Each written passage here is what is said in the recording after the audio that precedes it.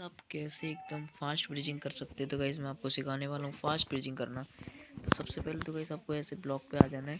तो यहाँ पे ना ब्लॉक प्लेस नहीं होते क्योंकि ये प्रैक्टिस मैप है। तो यहाँ पे मैं आपको दिखा देना, देखो 4 ब्लॉक का आप गैप रखना है ऐसे, मतलब चौथा ब्लॉक होना चाहिए, तीसरे ब्लॉक पे आपको खड़ा होना है ऐसे करके।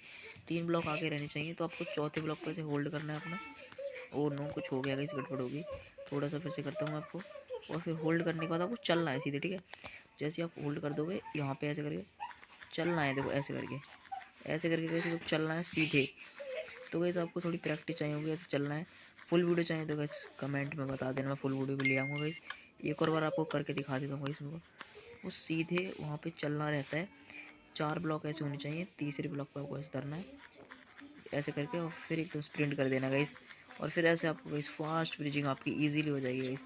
अगर चैनल पर नहीं तो गाइस सब्सक्राइब जरूर से कर देना, इतनी मेहनत करता हूँ आपके लिए गाइस, सिर्फ और सिर्फ आपके लिए। तो गाइस सब्सक्राइब जरूर से कर देना गाइस। तब तक ले बाय, मैं लॉन्ग वीडियो लाऊंगा गाइस।